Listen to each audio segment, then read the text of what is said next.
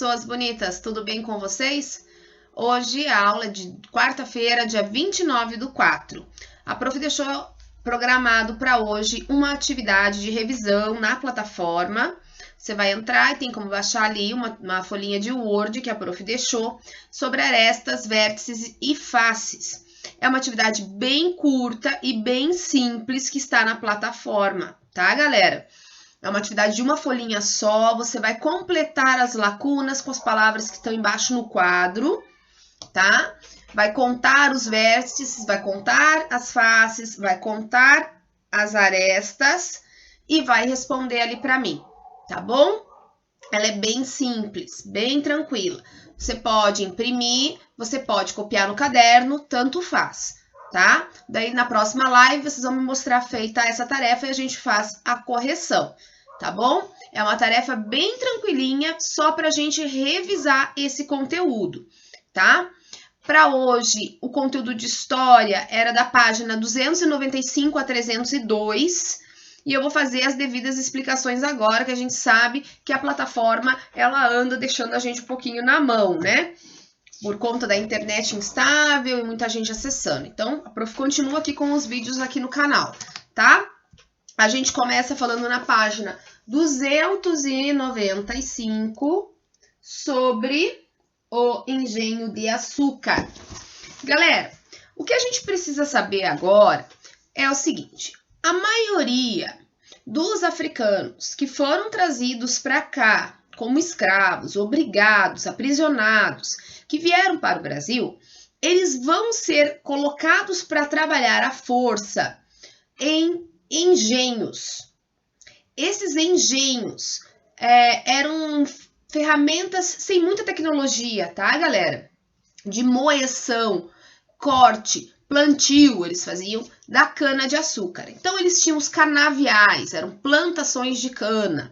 Eles tinham que plantar, eles tinham que cortar, colher, embaixo de sol ou chuva, cuidando daquilo.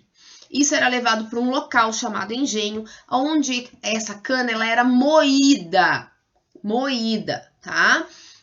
E ela vai ser transformada. E através da cana a gente consegue o álcool, a gente consegue a cachaça, a gente conseguiu o açúcar, tá? Então, o açúcar hoje, você vai no mercado, você compra, é muito fácil, o preço dele também é barato. Antigamente não era assim. O açúcar era algo muito caro, porque é muito trabalhoso para conseguir. Com essas ferramentas que tinham nessa época, com essa tecnologia que tinha, que é muito primitiva. Então, era algo difícil de conseguir, não era muito fácil. E ele também não era muito barato, tá? Então, o texto começa falando pra gente ali, apresentando um modelo, tem ali um quadro, tá? É uma tela pintada. Quem pintou foi Franz Post em 1668. Lembra que o Brasil foi descoberto em 1500, então 168 anos depois da chegada aqui, colocaram a bandeirinha, pertence a Portugal, 168 anos depois. Eles têm uma foto de como era o Brasil nessa época, tá? Vocês vão conseguir olhar ali na página 295, eles vão ter um local chamado senzala. A senzala era um galpão muito grande, onde os escravos eram presos à noite, trancados. E ficavam pessoas em volta ali, tipo seguranças, que eram chamados de capitães do mato, para cuidar que não tivesse fuga deles, para que eles não fugissem à noite. Eles ficavam lá algemados, presos. Eles não tinham banheiro lá, galera. Não tinha banheiro. Eram espécies de balde que eles tinham que usar para fazer as necessidades. Número 1, número 2. O lugar não tinha iluminação. O lugar não tinha banheiro. Não tinha água corrente. Não tinha higiene. Não tinha comida. E eles tinham que dormir ali no chão, numa palha ali. Uma coisa muito precária. Tá? E eles dormiam todos juntos ali, amontoados, homens, mulheres, crianças, todos ficavam ali, tá? Vai ter exceções nessa época.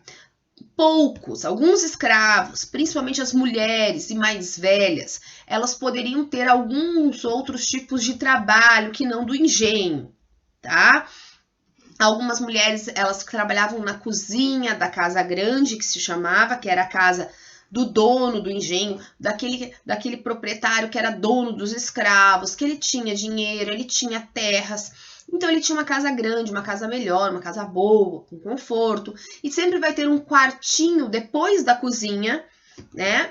Que ficavam ali as mulheres negras escravas, né, que trabalhavam na casa, com a limpeza e com a cozinha, né, fazendo a comida, fazendo a limpeza, elas vão ter esse tipo de trabalho. Algumas também eram conhecidas por serem parteiras, ajudarem no parto, no nascimento das crianças. Não tinha médico nessa época para atender os partos, né? A maioria era por parteiras e muitas eram negras ali, escravas. Vai ter também alguns empregados de confiança que vão ter outros cargos. Alguns vão trabalhar como jardineiro, se tem algum talento naquilo e percebe-se, então ele ganha um outro cargo, ou algum outro cargo de confiança em que o senhor do engenho dê. Mas a maioria, e a grande maioria dos escravos vão trabalhar ali nos canaviais, plantando, colhendo a cana e nos moinhos de engenho, tá? O engenho, ele vai, então, moer essa cana e transformá-la no açúcar, tá? Então, vai aparecer ali, ó, nesse livro de vocês, a senzala, que era sempre mais retirada, a casa de engenho, que era onde se extraía o caldo da cana para fazer o açúcar, tá? A casa mais bonita vai ser sempre a casa grande, que se chamava, que era a casa do dono dessas terras, e uma capela. Também sempre tinha, nessas fazendas, que eram muito grandes, sempre tinha se construir uma capela ali, para se rezar a missa, para fazer suas orações. E isso demonstra que desde aquele tempo a fé católica vai prevalecer sobre a fé e a religiosidade dos escravos, tá? Então, na página 295, a gente já tem uma ideia de como era o Brasil nessa época, por conta da pintura. Quando a gente falou em fatos históricos, a prof falou para vocês documentos, cartas, fotos. Naquela época não tinha muitas fotos, depende da época que a gente está tratando. Esses quadros também vão ser considerados fatos históricos, tá? Porque é uma maneira de registrar a história, o tempo, uma época, uma comunidade. Então, esse quadro aqui é considerado um fato histórico, tá? Que a gente pode, uma fonte, ou melhor, fato não, uma fonte histórica, desculpa. Ele é considerado uma fonte histórica, é um lugar que algo que a gente pode recorrer para ter certeza de como a história era e como as coisas eram. Então, esse quadro, ele é também uma fonte histórica, porque ele mostra pra gente como eram as coisas naquela época, tá bom? O prof confundiu, eu tinha falado fato, não é fato, é fonte, tá bom? Então, na página 296, a gente vai falar sobre a produção de açúcar. O livro conta pra gente aqui que hoje é muito fácil pra gente comprar açúcar, mas que antigamente ele era raro e caro.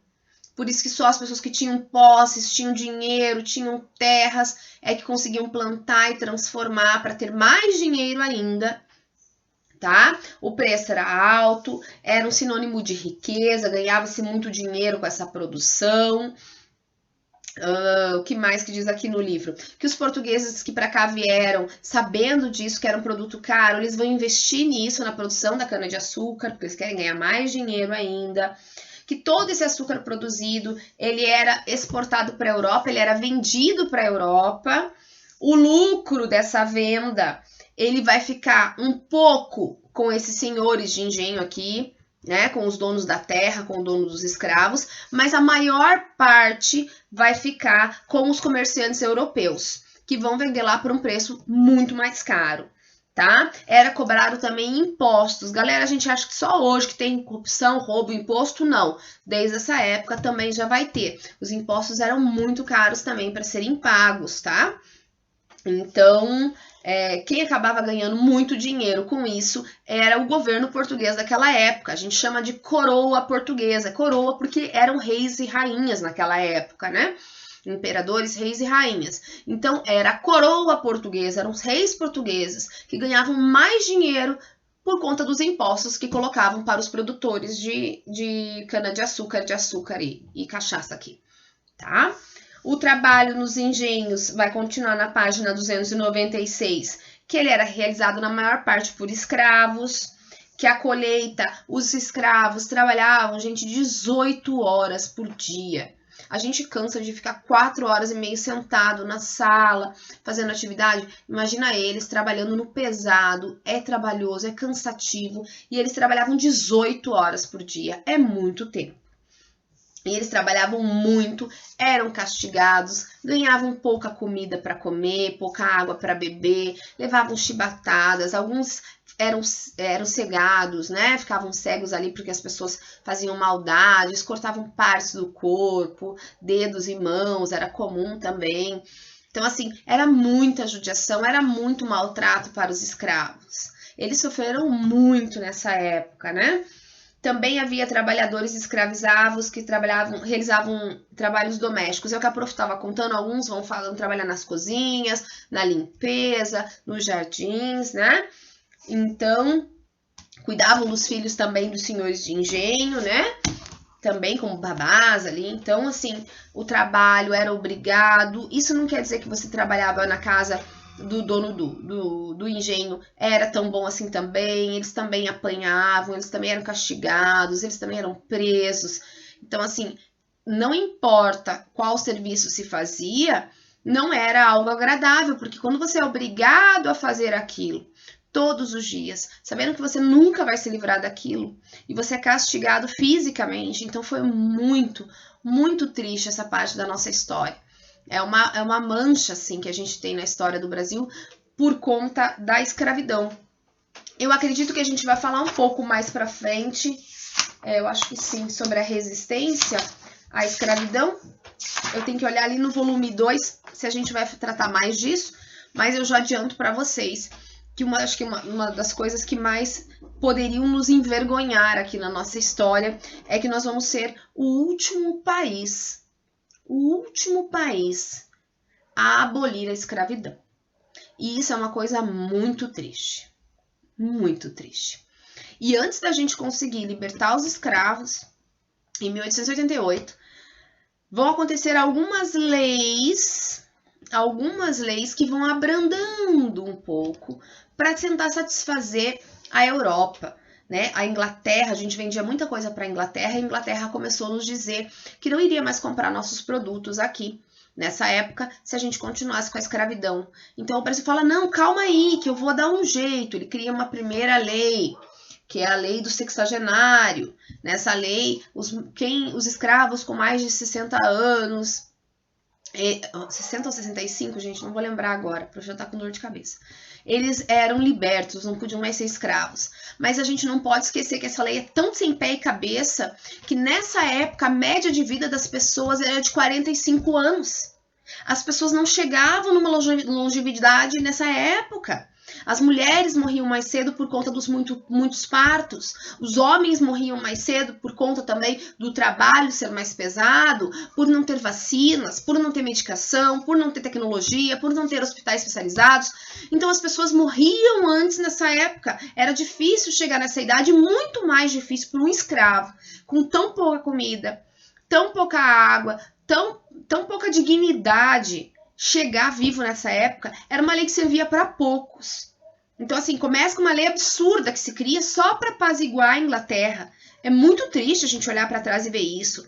Depois, anos mais tarde, a Inglaterra fazendo pressão, falando, cara, não vou mais comprar nada de vocês. Aí o Brasil, calma aí, vamos fazer outra lei aqui. Fazem a lei do ventre livre. Quem nasce a partir desse dia, aí já nasce livre, não pode nascer escravo. Porque antes as escravas, quando tinham filhos, os filhos também eram escravos. E a partir dessa lei, no dia que foi aprovada essa lei, a partir desse dia, quem nascesse não nasceria escravo, nasceria livre. Então eu poderia nascer livre e os meus pais seriam escravos. Eu ia fazer o quê? Eu ia para onde? Não tem para onde ir, percebem? Assim, eles vão continuar naquele lugar, vão continuar tendo que ajudar a trabalhar, fazer alguma coisa, porque senão não vão comer. E vão ganhar o quê? Pratos de comida? Trabalhavam por pratos de comida. Na verdade, não acaba a escravidão. É só uma lei bonita que não tem nada na prática. Não funciona na prática. Foi muito triste. Aí, mais tarde, depois de muita pressão da Inglaterra, dos países europeus fazendo pressão que a gente ainda tinha escravos aqui, e uma campanha muito grande feita na Europa, dizendo que o Brasil era um país maravilhoso, que tinham terras sobrando, que quem vinha para cá ficava rico, e foram assim, eles trabalharam muito, faziam uma espécie de cartazes, colavam numa espécie de poste que tinha na Inglaterra, né, porque era usada lampião e não luz, como a gente tem hoje elétrica. Eles fizeram uma campanha muito grande chamando os imigrantes para virem para cá. Quando os imigrantes começam a vir, aí sim o Brasil fala, não, tudo bem, agora a gente vai abolir a escravidão em 1888. E daí sim vão abolir a escravidão no Brasil, vão assinar a Lei Áurea, né? Quem assina é a Princesa Isabel. Na verdade, a Isabel, ela não queria participar da vida política do Brasil, ela se irritou muito, tem relatos, né, de fontes históricas, que ela se irrita muito de ter que assinar. Não que ela fosse a favor da escravidão, ela era contra a escravidão, mas ela não queria essa responsabilidade política de ter que assinar. Então ela assina meio braba, meio a contragosto de ter que assinar. E essa foi uma tentativa também, primeiro para a gente manter o comércio com a Europa, principalmente com a Inglaterra, e segundo, porque havia muita pressão também aqui. Como a gente não tinha... Estão me mandando atividade no e-mail. Como a gente não tinha aqui universidades e nem condições de estudar e se especializar, os filhos de quem tinha um pouco mais de dinheiro eram enviados para Portugal, para Espanha, para fazerem faculdade. E lá, normalmente, eles vão acabar fazendo direito, medicina, são os doutores. Né? Os filhos das pessoas que têm dinheiro, os filhos dos donos de engenho, por exemplo, eles são mandados para a Europa para estudar e eles voltam doutores, eles eram chamados de doutores. Por isso que quem faz direito é chamado de doutor até hoje, vem dessa época. Na verdade, doutor é quem tem doutorado. Mas ficou esse hábito, esse costume de chamar de doutor justamente os médicos e os advogados, por conta desse tempo aqui, tá? Então, eles vão para lá e estudam. E quando eles estão estudando nas universidades, eles começam a ter muitas discussões, muitos debates sobre a escravidão. Então, eles voltam com uma ideia de que aquilo é muito errado. Eles estudam, eles têm argumentos, eles têm contato com uma civilização que está um pouco mais adiantada nisso, e eles voltam para cá querendo acabar com a escravidão no Brasil. E isso acaba revoltando também os pais que mandaram os filhos para estudar e acho que eles voltam meio comunistas aí, né? Que a palavra da vez ultimamente é essa. Então, eles ficam um pouco revoltados, mas também acaba acontecendo uma pressão muito grande das pessoas aqui dentro do Brasil, querendo que também se acabasse com a escravidão. E daí a gente junta essa dificuldade que a gente está tendo com os países da Europa, fazendo pressão para que a gente vá abolir a escravidão, a gente junta a pressão interna das pessoas que estavam aqui mais esclarecidas, umas pessoas com coração mais bondoso, achando aquilo absurdo, e aquelas pessoas que foram para fora, estudaram, também viram o quanto isso era absurdo, também fazendo pressão para acabar com a escravidão, e mais um bom tempo ali, 1 ou 2 anos, de uma campanha muito grande que acontece na Europa, dizendo que o Brasil é maravilhoso, quem viesse para cá tinha emprego garantido, que quem fosse pessoa disposta a trabalhar conseguiria ficar bem de vida. Muitos imigrantes vêm para cá e aí sim eles vão abolir a escravidão, sabendo que vão ter pessoas para colocar no lugar para trabalhar. Então os escravos vão ser todos soltos e quem vai entrar no lugar trabalhando serão os imigrantes que vão vir da Europa, né? Vão vir alemães. Aqui no sul a gente vê muitos europeus que vieram para cá. Muitos alemães, italianos, ucranianos, poloneses. Todos esses países, eles acabam tendo contato com uma imagem do Brasil de um país de futuro, um país onde é possível você trabalhar e ser rico, enfim, ter uma vida melhor. Então, os camponeses, as pessoas mais humildes lá da Europa, resolvem vir para cá para tentar uma vida nova. Tá? Eu acredito que a gente vai falar um pouco mais sobre a libertação dos escravos mais para frente, mas para que vocês vão tendo uma ideia do que estava acontecendo, eu vou contando já para vocês aqui no nosso bate-papo. Eu acho bacana esse bate-papo, sabe que a aula de história é minha aula favorita. Então, a prof já vai adiantando para vocês o que estava acontecendo. Mas então, nessa época, nós temos escravos trabalhando aqui, né? Em serviço obrigado, eles não tinham escolha, eles sofriam castigos físicos, né? Eles não recebiam nada, eles eram muito privados de comida, de água. Privados é que não tem acesso, tá, gente? A gente é privado, a gente é proibido, a gente é impedido. tá? Desse acesso à alimentação, a algo mais saudável, a lazer, a descanso, era muito complicado nessa época. Então, na página 297, ele vai pedir para a gente ler um textinho curtinho, eu vou ler para vocês e a gente responde as duas perguntas juntos, tá? O fato é que para o proprietário, os escravos eram vistos antes como propriedade do que como seres humanos. Dessa forma, não reconheciam na coroa portuguesa autoridade para limitar aquilo que consideravam seus direitos. Propriedade absoluta sobre o escravo, condições de vendê-lo, trocá-lo ou até libertá-lo, e principalmente de puni-lo até a morte, se não estivesse rendendo tudo aquilo que dele era esperado. Esse livro Escravidão no Brasil, é um pedacinho de um livro, foi escrito em 2000, ou melhor, publicado em 2000, está na página 68, quem escreveu foi Jaime Pinsky, tá? Então, o que eles estão dizendo aqui? Que mesmo com essa pressão da Europa para libertar, quem comprava os escravos, via os escravos como coisas, e não como pessoas, não como seres humanos. Então, eles achavam que eles tinham o direito de punir, de castigar, de matar, de fazer o que fosse. Porque eles eram coisas, eles eram propriedades, não eram seres humanos, não eram pessoas. Tá? Marque um X na frase que apresenta a informação correta. Os senhores de escravizados jamais puniam seus escravos. O que a gente acabou de falar, né, galera? Que sim, eles puniam, machucavam fisicamente, moralmente, era terrível. Então, não está correto. Os proprietários consideravam as pessoas escravizadas mais como sua propriedade do que como seres humanos. Sim, é a segunda alternativa. Que direitos os senhores de escravos consideravam ter sobre as pessoas escravizadas? Galera, eles consideravam como propriedade absoluta.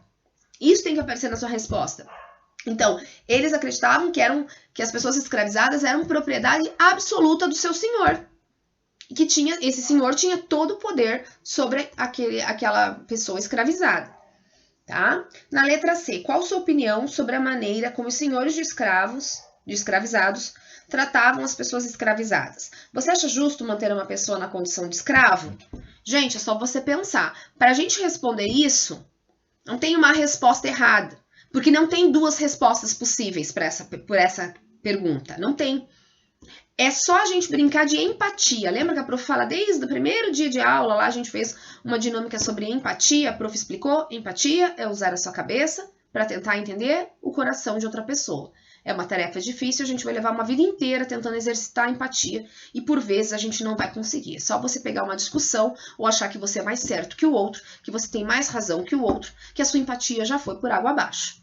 Então, empatia é uma coisa difícil, mas a gente vai exercitar nesse instante aqui juntos. Se a gente se colocar no lugar daquela pessoa naquela situação, sofrendo, sendo espancada, não tendo direito à comida, não tendo um banheiro, não tendo escolha, ficando algemado, sendo surrado, será que é certo, gente?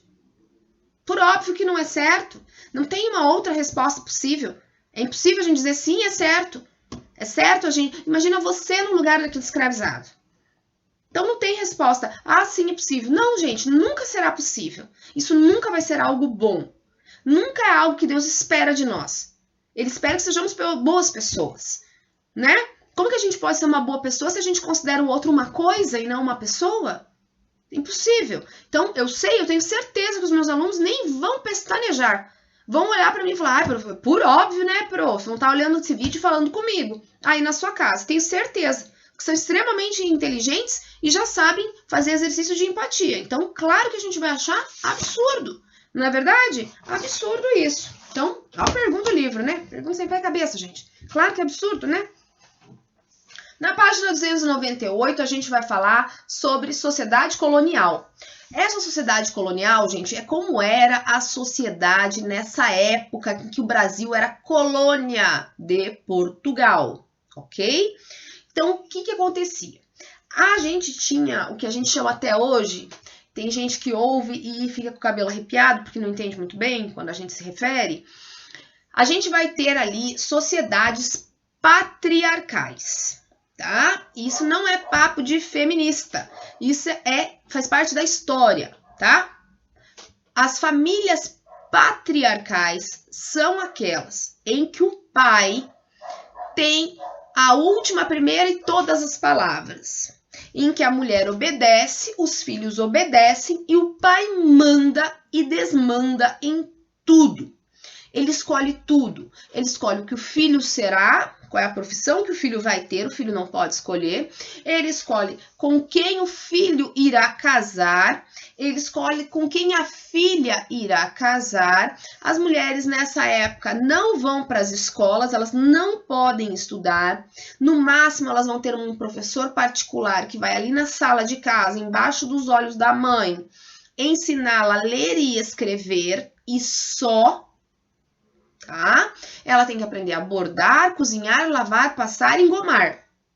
Mas ela vai aprender apenas o máximo de um pai um pouquinho mais moderno, vai permitir que a filha aprenda a ler e escrever. Só. Tá? As mulheres não frequentam a escola e elas obedecem o pai em tudo. O pai escolhe o marido, ela goste ou não, ela casará com ele. Nas sociedades patriarcais, o pai faz o que quer e todos têm que concordar. Não há possibilidade de discordância, tá? Então, as mulheres não tinham liberdade nessa época para escolher, nem se queriam estudar ou não, se queriam ter uma profissão ou não, se queriam se casar ou não. Assim, o máximo de escolha que poderia, talvez, ela fazer, ela escolher ser irmã. Ser uma irmã, ser uma freira. É o máximo que ela poderia pedir ao pai. Se ela não quisesse, não, eu quero ser uma freira. E alguns pais concordariam e outros não. E aí a escolha era do pai. Esse é o máximo que elas poderiam pedir, nem escolher, pedir, tá? Então, a educação dos meninos e das meninas era muito diferente. As meninas eram preparadas para o casamento, como a prof falou, bordar, passar, lavar, cozinhar. Elas eram costurar, elas eram preparadas para isso, para ser a esposa, dona de casa e cuidar de filhos. Já os meninos eram educados para trabalhar fora, depende da condição social da família. Se o pai era um pai com dinheiro, vai mandar o filho para fora para estudar, ou vai fazer o filho cuidar, assumir os negócios da família. Se não tem tantas condições, vai ensinar um ofício. Se o pai, por exemplo, é carpinteiro, vai ensinar o filho a ser carpinteiro. E algumas profissões eram ensinadas de pai para filho também, porque o pai decidia o que o filho faria, né? Então, além da estrutura patriarcal, a sociedade colonial ela era marcada por uma economia agrícola. Muito se plantava, galera. Muito vai se plantar nessa época, tá? Quem tinha grandes propriedades de terra, quem tinha muita terra, tinha muito dinheiro, ficavam cada vez com mais dinheiro, por óbvio, né? Então, e vão pagar muitos impostos ainda para Portugal, tá? Os impostos desde aquela época mordendo o bolso do brasileiro, né? Então, desde aquela época. Existiam trabalhadores livres, que eram minorias, tá? A maior parte desses trabalhadores era pobre, tinha pouco poder na sociedade, mas ele tinha um pouquinho mais de liberdade, um pouquinho de condição melhor que os escravizados, tá? Eles trabalhavam também na lavoura, no corte de lenha, no transporte do açúcar, como carpinteiros, criando móveis. Eles não vão ser pessoas com dinheiro, mas também não serão escravizados. Eles são pessoas livres e pobres, que podem ali fazer sua profissão e ganhar seu dinheirinho, mas só, tá? E mesmo dentre essas pessoas livres, mesmo nesse meio, a sociedade continua patriarcal.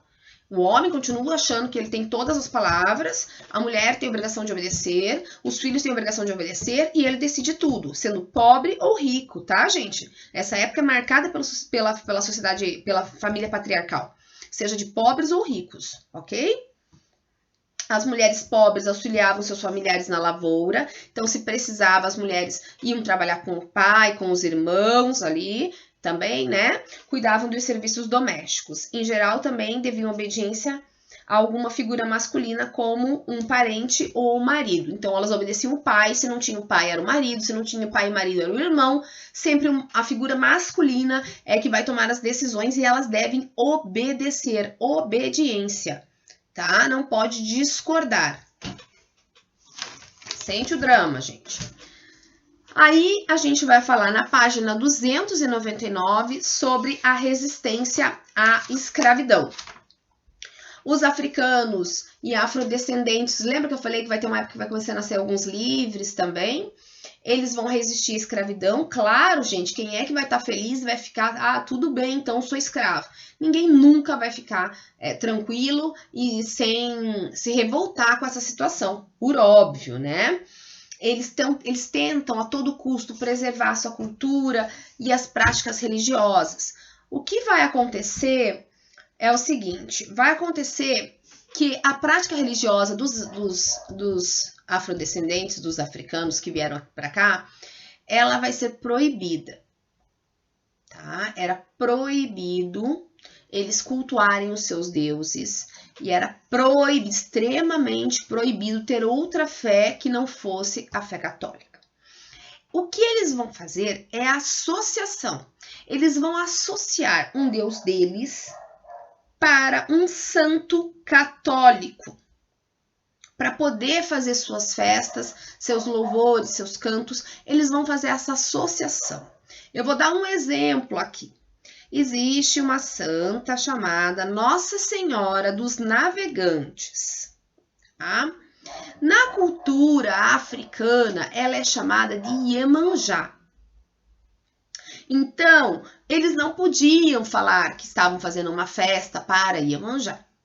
Eles associaram, eles viram semelhanças entre essa divindade deles com a Santa Católica.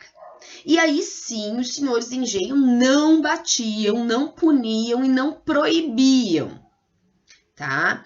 A gente não tem uma ideia muito clara, prof, bateu aqui na mesa. A gente não tem uma ideia muito clara, porque aqui no sul, a quantidade de escravizados, ela foi um pouco menor que em outras regiões do Brasil.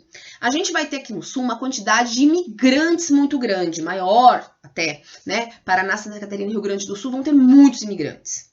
Muito mais. Em São Paulo a gente vai ter um pouco mais de japoneses, chineses, enfim, mas a quantidade para aqui para baixo desses europeus é muito maior.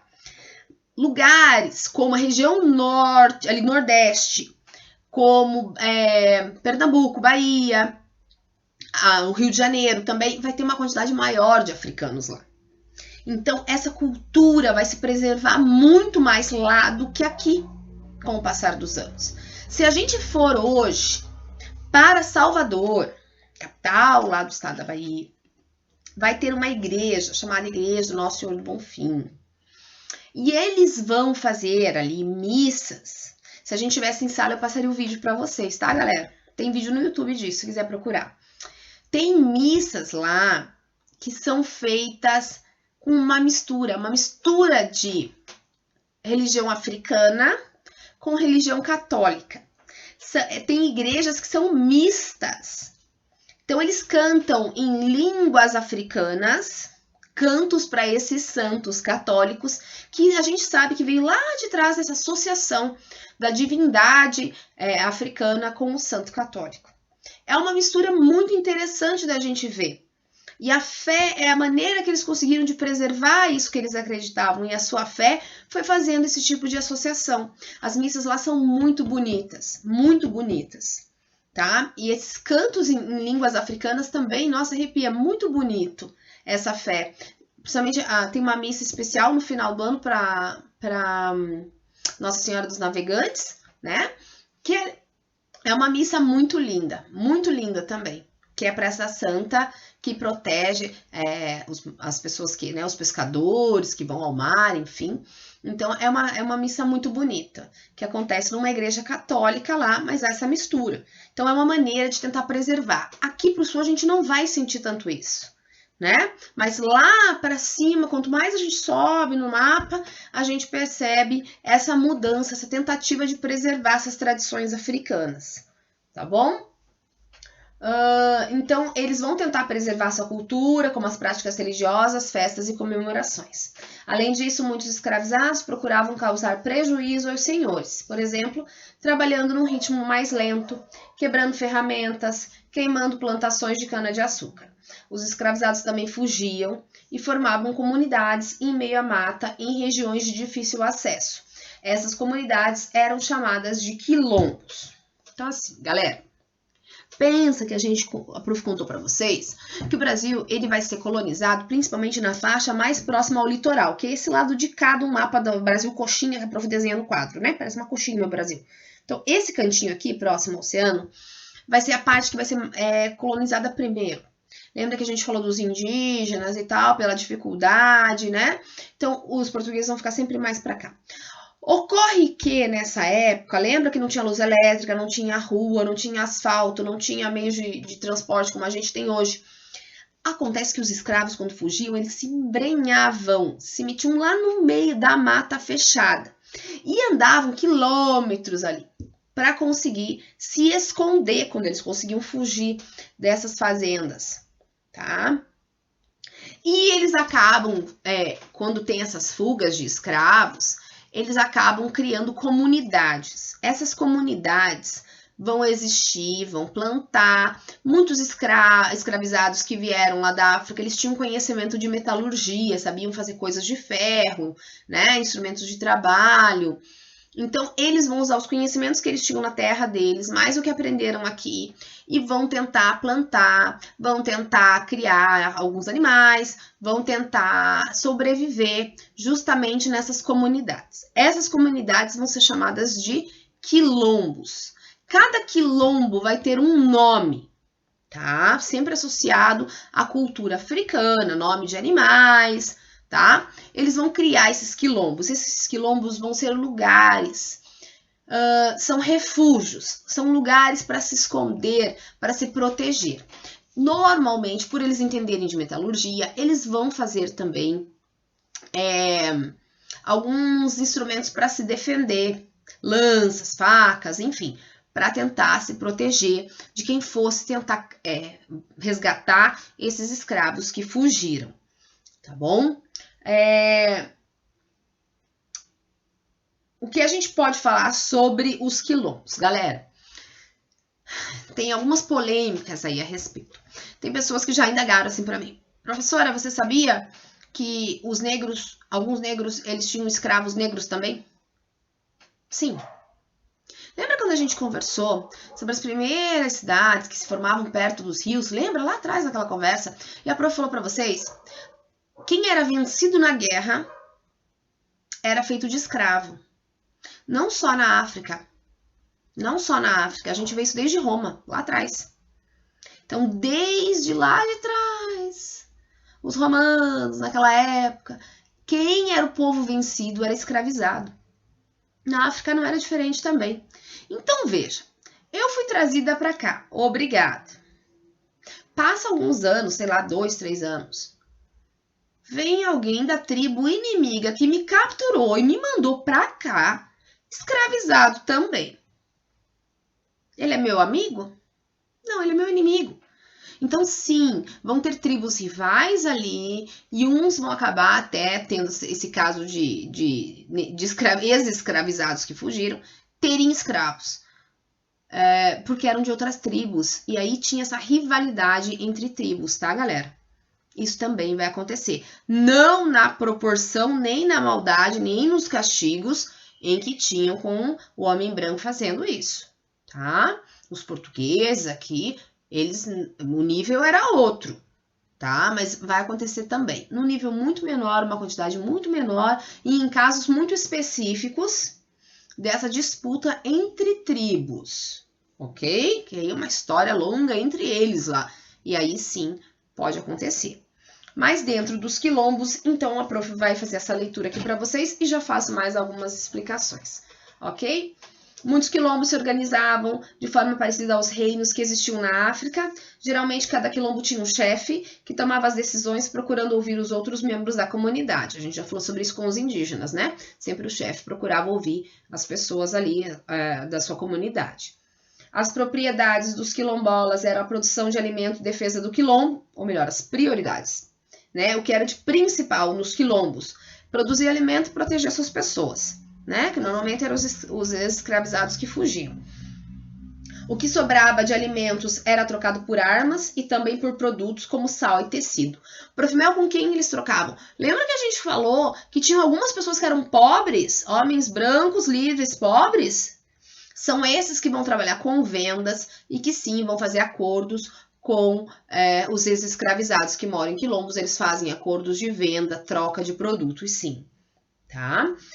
Um dos maiores quilombos da colônia foi o de Palmares, formado no século XVII, na divisa dos atuais estados de Alagoas e Pernambuco. O quilombo dos Palmares chegou a ser habitado por 20 mil pessoas e resistiu por quase 100 anos. Galera, assim, ó, vamos fazer aqui 2 pontos importantes para a gente pensar.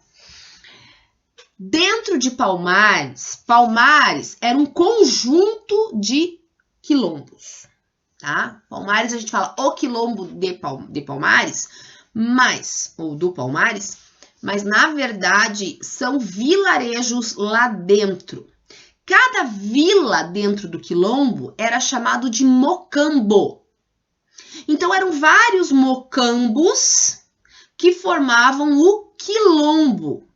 Imagine o estado do Paraná. Dentro do estado do Paraná tem várias cidades, vários municípios. Curitiba, Londrina, Maringá, Almirante Tamandaré, Araucária, Colombo, Ponta Grossa. Tem várias cidades aqui dentro, certo? O quilombo do Palmares era mais ou menos isso, um estado cheio de pequenas cidades ali dentro. Então eram vilarejos que juntos formavam Palmares. Cada vilarejo chamava-se mocambo. Um dos mais famosos mocambos de Palmares era chamado de Mocambo do Macaco, tá? É um dos que mais resistiu por mais tempo. Agora pense comigo, ó pessoa linda. Um escravizado fugia, né? Foge da fazenda de onde ele era maltratado, lá era escravizado. Ele foge, vai para o quilombo se esconder lá nos mocambos, nas pequenas vilas. Ele pede abrigo e ele tem. Lá ele trabalha, planta, enfim, conhece alguém, casa-se, tem filhos. O filho desse escravizado, ele vai ser livre lá dentro do quilombo, ok? Tá. Essa criança vai crescer e também terá filhos. Galera, se o quilombo de Palmares durou 100 anos, tem pelo menos 3 gerações ali. Então, os primeiros que ficaram lá já eram avós no final. Alguns já tinham morrido, enfim. Percebem isso? Alguns bisavós, a idade de casamento era muito baixa nessa época, entre 14 e 15 anos das meninas e 17 dos meninos, 18. Então, assim, são muitas gerações ali dentro do quilombo. São filhos, netos e bisnetos de escravizados que nunca foram escravizados. Quando a gente fala de zumbi, a gente imagina, nossa, o zumbi foi um escravo e tal. Não. Zumbi era um neto de escravizado. Ele nasce no quilombo. Ele vive no quilombo. Ele nunca sofreu agressão ou foi preso, enfim. Ele não foi, ele era livre. Ele nasceu dentro do quilombo, ele nunca foi escravizado. Mas isso não quer dizer que ele não sabia das histórias. Lembra que a gente falou de tradição oral? Conhecimento passado de pai para filho, de avô para neto, ele sabia de todas as histórias de castigo e todas as maldades, e ele acolheu várias pessoas que vieram, ex-escravizados fugidos, que pediram abrigo lá no quilombo, e ele via a maldade que era feita. Então, isso não desmerece a atitude do zumbi, não desmerece, não, em momento nenhum, assim, essa revolta que ele teve de tudo que ele ouviu e viu lá. Por isso, ele compra uma briga muito grande, contra a escravidão, e ele vai resistir o máximo que ele vai conseguir, junto com o quilombo do Palmares. Ok? Então, vamos continuar aqui. Um dos maiores quilombos foi, então, dos Palmares, a prof falou. Lá chegou a ter 20 mil. Claro, gente, era dividido em vilarejos. Então, né, cada vilarejo vai ter, sei lá, quantas centenas ou milhares ali dentro de cada um. Somados todos, vai dar 20 mil, né? Resistiu por quase 100 anos, a prof falou. Nesse quilombo, o governo era exercido por um rei. Zumbi dos Palmares foi seu último rei e também o mais conhecido deles. E aqui eu vou fazer um adendo. Aqui lá vai eu contar mais algo que não está nesse livro. Deveria, mas não está, viu? Porque a prof vira e mexe fala que gostava do outro livro de história.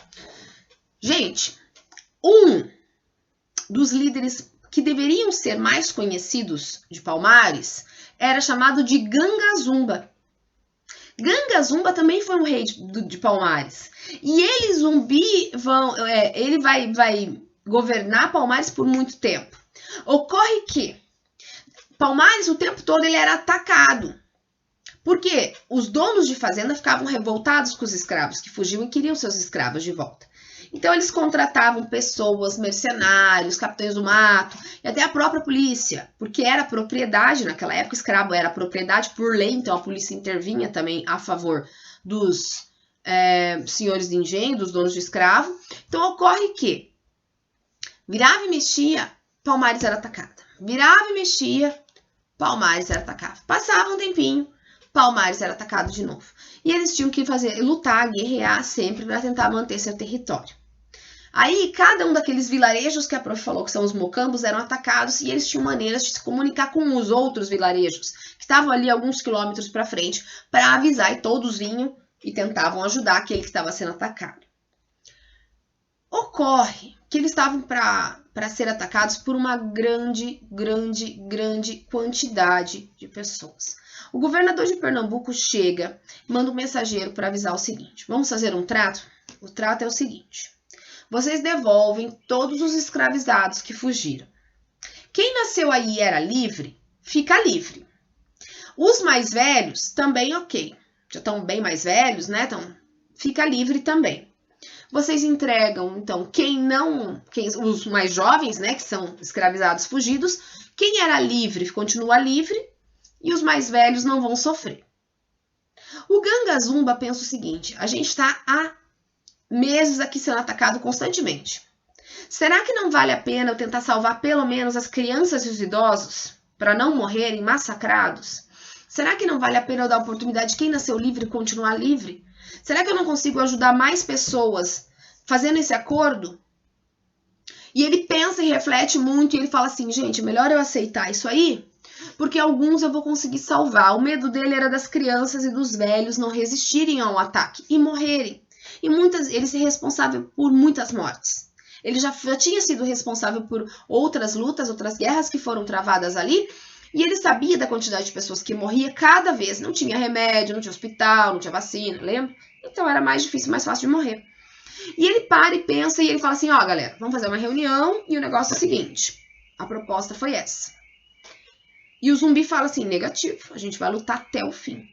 E o Ganga Zumba fala assim: olha, eu sei, mas assim, tem gente que não aguenta. Não tem nem saúde para isso, são velhos, são cansados, são crianças. E agora? Então, parte das pessoas de Palmares seguem Ganga Zumba e falam: ok, a gente não vai lutar, não vai se estressar, e ok, estamos indo, vamos concordar com isso. Principalmente crianças e idosos, ok, vão. E parte fica com o zumbi e fala: enquanto tiver uma pessoa presa, a gente vai continuar lutando. Aí você pode me perguntar: prof. Mel, quem você acha que estava certo? E eu vou te responder: pergunta complexa. Os dois. Os dois. Lembra da empatia? Eu tenho que ter empatia de me colocar no lugar do Ganga Zumba e pensar assim: que decisão eu faria e quantas mortes eu vou causar? E tem que me colocar no lugar do zumbi também e falar assim: é justo eu me acovardar e não lutar? É justo? Enquanto uma pessoa estiver presa, será que tá tudo bem? Porque tem uma só? Será que eu não tenho que lutar por todos? Então, os dois, na minha opinião, vão estar certos. Os dois vão ser muito importantes na história de Palmares e na história do Brasil. Admiro muito o zumbi porque ele resistiu e ele morre lutando pelos escravizados, sendo que ele nunca foi. Então, o fato dele não ter sido escravizado nunca não desmerece, porque ele luta por eles até a sua morte. Tá? É uma história muito bacana, é uma trama, gente. Dá pra fazer um anime aqui, um negócio massa, se a gente fizesse em desenho, contando toda essa história. Imagina só, daria uma história incrível, uma animação show. E a história do nosso país, essa é uma parte bacana de luta, de tentativa, de empatia. É uma parte bacana da história que a gente para pensar, apesar de toda a tristeza da parte dessa mancha que a gente tem, né, de ter trazido tantas pessoas obrigadas aqui, escravizadas para cá, tantos morrem nos navios negreiros e nem conseguem chegar, por tanto tempo a gente não vai manter escravos no Brasil, o último país a abolir a escravidão foi o Brasil. Então, assim, são coisas tão tristes na nossa história, mas uma parte dela nos dá um pouco de esperança, né, dessa luta até o fim, até que todos estejam salvos e bem, e uma luta também de empatia. O quanto será que eu posso pôr em risco aquelas outras pessoas que não têm condições de lutar sozinha? Então, essa é uma parte que me toca na história, acho bacana. E é uma coisa interessante para vocês também saberem a respeito de Palmares. O livro não vai contar tudo, né? Mas a prof adora história, então estamos aqui junto. Gente, na página 300 ele pede pra gente pintar de verde as frases corretas e de vermelho as incorretas. Então, os senhores de engenho tinham um grande poder na sociedade açucareira? Sim, verdinho. A maior parte dos trabalhadores livres era muito pobre? Sim, trabalhadores livres, a maioria era muito pobre, sim. As mulheres tinham grande liberdade nessa sociedade? Não, não tinham, é vermelhinho. Em seu caderno, reescreva. Galera, não precisa reescrever no caderno não, tá? Não precisa não, pode deixar só no livro. Cite 3 formas de resistência contra a escravidão. Galera, então, que formas que os escravos tinham para tentar resistir? Fuga, eles vão fugir, vão tentar resistir fugindo. Eles vão tentar resistir preservando a sua cultura, né, sua religião, seus costumes, e causando prejuízos nos donos das fazendas, nos donos dos engenhos, né? Então, eles vão fugir, preservar sua cultura e ainda causar prejuízos. É a forma deles tentarem protestar, eles resistirem, eles não cederem, eles não desistirem dessa luta. É fazendo essas coisas. 3, complete as frases com as palavras resistência, cultura e quilombos. Então vai combinar com quilombos, né, galera? Quilombos eram comunidades formadas por escravos fugitivos que passavam a viver em liberdade. Em todo o período escravista no Brasil, houve resistência por parte dos escravizados contra a escravidão. Os escravizados procuravam manter costumes e tradições de origem africana, preservando assim parte da sua cultura. Na página 301, vai falar dos holandeses que chegam aqui no Brasil. A prof já tinha comentado com vocês, lá na região Nordeste eles acabam chegando, lembra? Então, vamos saber um pouquinho. Deixa a prof tomar um golinho aqui. Da coquinha da prof e vamos lá. O prof vai fazer a leitura e daí já faz as devidas explicações, tá bom? A produção e comércio de açúcar no Brasil geravam grandes lucros, atraindo o interesse de outras nações. Assim, entre 1630 e 1654, os holandeses dominaram a capitania de Pernambuco. Lembra que a gente falou de capitanias hereditárias, que foi dividido, e a prof falou que uma das que mais prospera é a capitania de Pernambuco? Lembra que eu falei para vocês que os holandeses chegavam em Pernambuco? Tá aqui, ó, no livro. Principal produtora de açúcar da colônia e outras capitanias da região.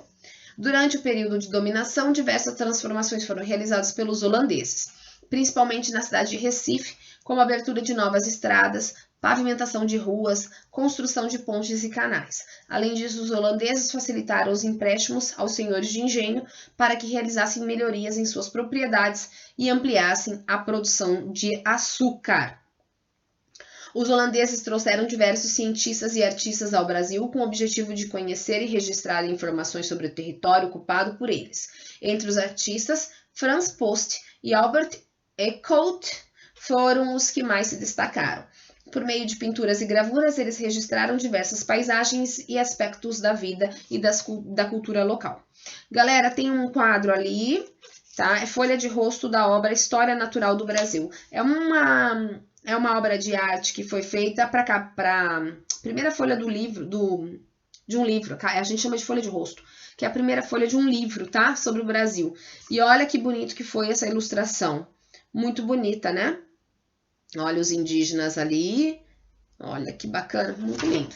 Dá uma olhadinha na figura na página 301, tá? Deixa a prof ver se a prof para de tremer um pouco aqui para vocês enxergarem. No livro tá bem bonito, tá, gente? É que aqui na câmera da prof não fica tão bonitão, não. Ok? Dá uma olhadinha nessa figura que ela é bem legal. Então, olha só, gente. Tem exercícios pra gente acabar e finalizar e definir essa parte de história, tá? Você só vai dar uma estudada durante a semana nesse conteúdo aqui sobre a parte dos missão jesuítica, dos escravos indígenas, escravos africanos, tá? Que essa parte aqui a prof vai pedir para você desde a página... Deixa a prof ver aqui para pedir para vocês. Vou pedir para vocês darem uma olhada para a prof nesse capítulo 3, desde a página 290 ali para cá, tá? Dá uma olhadinha, dá aquela estudada, a prof vai deixar uma atividade avaliativa para a próxima semana de história, que a gente termina esse módulo 1 também de história. Então, olha lá a última atividade do dia. O pintor holandês Albert Eckhout produziu diversos retratos de indígenas, africanos e mestiços quando esteve no Brasil. Observe uma das pinturas. De que maneira o indígena está vestido? Olha só com que roupa ele está vestido ali na página 302. Você pode responder com uma espécie de saiote, de saia, ok? Feita de tecido. Marque um X na alternativa que apresenta os objetos carregados pelo indígena. Lança, arco e flecha ou faca de metal? Galera, lança, arco e flecha ou coisas feitas de metal. O arco e flecha, né, galera? Tá ali no desenho, marca o X. O indígena representado teve como contato com a cultura europeia? Como é que você sabe que ele teve ou não? Ele vai ter ali, galera, olha só. O indígena vai carregar na cintura, olha ali pra prof, uma faca de metal. Então, ele teve contato com a cultura europeia, sim, pelo tecido que veste e pela faca de metal. Não era comum aqui dos indígenas brasileiros terem isso. Então, a gente entende que sim, ele teve contato com a cultura europeia pela roupa de tecido, pela faca de metal que carrega. Ok? Qual era o objetivo dos holandeses ao dominar o território do Brasil? O que eles procuravam aqui, então? Dominar, galera, o comércio que tinha aqui, né, da cana-de-açúcar, para aumentar os lucros. Ninguém vai vir para cá porque é bonzinho. Todos vão querer um pedacinho do Brasil, entre espanhóis, holandeses, né, e os portugueses, na verdade, eles querem lucro. Então, assim, qual era o objetivo dele? Conseguir lucro pela produção de cana-de-açúcar. Ok? E está respondido a página 302. Então, você irá fazer aquele estudo bacana para a próxima semana, dar aquela estudadinha para a prof, que a prof vai deixar atividade avaliativa na plataforma.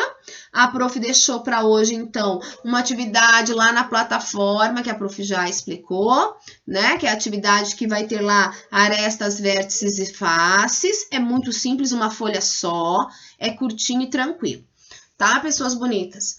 Então, todo o conteúdo de hoje está explicado, história a gente resolveu junto, matemática você pode imprimir a folha e resolver ou copiar e lá fazer no seu caderno, tá tudo bem também. Não precisa mandar no meu e-mail que eu vou ver durante a live, tá bom, gente? Por hoje é só, pessoal. That's all, folks. Tá bom? Meu beijo do dia hoje vai para o João Vitor. Acho que eu não mandei beijo pro João ainda.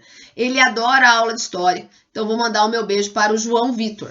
E vou mandar o meu beijo também, deixa eu olhar a minha lista ninja aqui, só um pouquinho, para a prof não se perder. Toda aula de história eu lembro do João Vitor, né? Porque ele gosta muito da aula de história. Deixa a prof achar aqui, 27 a 30. Não, não é isso. Só um pouquinho, galera. Lista. Atividade, avaliação. Tabela de nota. Achei de novo. O meu beijo também vai hoje para o Eduardo Sabadim, que o pai respondia hoje no e-mail. Tá me mandando as coisas, pondo em dia o que estava atrasado. A prof tá bem feliz, viu, Du? Vai mandando mesmo, vai fazendo as coisas, vai assistir os vídeos, tá? A prof tá bem feliz também. Então, o beijo especial de hoje foi para o João Vitor, que adora as aulas de história. Tô sentindo falta, João. E para o Eduardo, que a prof tá recebendo tudo e tá bem feliz, tá, Edu? Aos poucos a prof vai mandando as respostas dos e-mails com todas as coisas que você me mandou, tá bom? E o beijo da prof, além do beijo especial do dia, o meu beijo também vai para todo mundo aí que tá estudando bonito, fazendo sua parte, se esforçando, né? E assistindo os vídeos aqui, participando das lives, fazendo tudo. E não tá deixando a mãe biruta. Quem não tá deixando a mãe biruta, põe o dedo aqui, né? Eu sei que vai ter pouco dedo, mas tamo junto, tá, galera? Mãezinhas, obrigada pela paciência, pela ajuda. A gente sabe que não tá fácil, mas a gente tá fazendo o que pode daqui e a gente sabe que vocês estão fazendo o que pode e o que não pode daí, tá? Tamo junto. Obrigada por enquanto. Amores da prof, caprichem, estudem, façam atividade de matemática com capricho, tá? E a gente se vê na live de amanhã. Fiquem com Deus, que a Sagrada Família abençoe todo mundo. Beijo da prof. Fui.